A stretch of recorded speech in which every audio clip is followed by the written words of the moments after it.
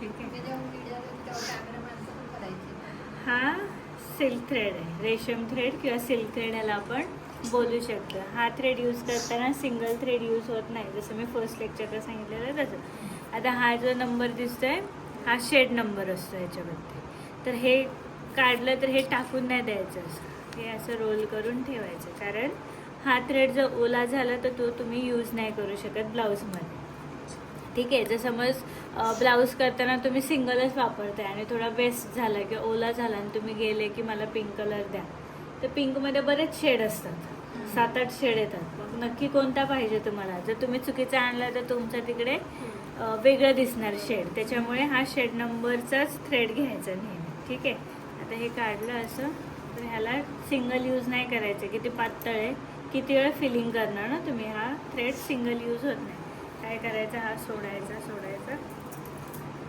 घरी जर एखादी रीळ असेल तर त्याला लावून ठेवू शकता तुम्ही, नाहीतर मग असा सोडला, हे दिसतं हा स्टार्टिंगवाला पॉईंट.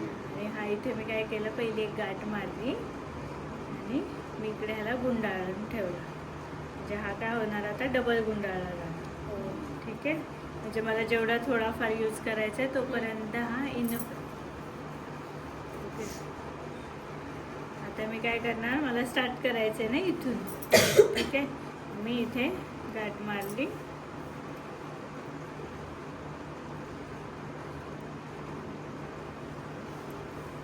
जसं आपण नॉर्मल स्टार्ट करतो तसंच खालून पकडणार.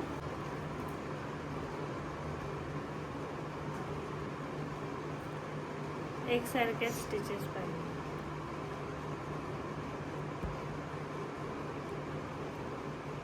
आता समज तुम्ही जर असं डबल फिरवतायत ना, तर कधी कधी एक धागा तुटतो, एक धागा राहतो. मग त्यावेळेस त्याला पुन्हा आपण जसं ह्याला जॉईन करतो, कट करायचा धागा. एक धागा कट झालेलाच असणार ना ऑलरेडी तुमचा, मग दुसरा धागा पण कट करायचा. दोघांना मिळून गाठ मारायची. आणि कटर द्या मला 1 मिनटं.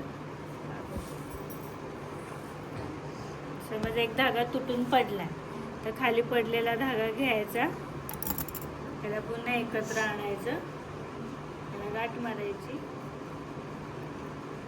आणि जॉईंट टाकायचा.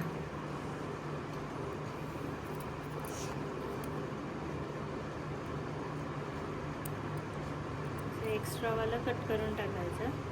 जॉईन करताना काय करतो आपण, इथे येतो आणि ह्या आधीच्या स्टिचमध्ये टाकतो. Same continue.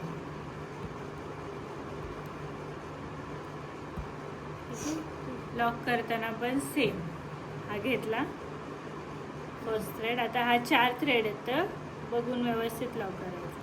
त्याच्या बाजूने हा सेकंडवाला बाहेर काढलं. आता हे असं होतं, सिंगल येतो कधी काय. जर तुमची व्यवस्थित निडल फिरली नाही ना, तर त्याच्यातून सिंगलच धागा येईल. बाहेर काढला की ह्या धाग्यातून आपल्याला हा धागा पकडायचा. प्रॉपर व्यवस्थित बघून करा. ठीक आहे. कंटिन्यू पुन्हा तसंच. तुम्ही जर थांबतायत तर आपल्याला डबल चेन स्टिच आणि त्या सगळ्या गोष्टी आहेत त्या कंटिन्यू करायच्या.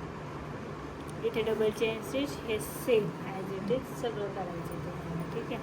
फक्त हळूहळू करा. हा धागा नाजूक असं फिरून आणा, नाही तर एक धागा स्प्रेड होणार. फिनिशिंग प्रॉपरच पाहिजे मला. ठीक आहे. व्यवस्थितच करायचं असं प्रॉपर.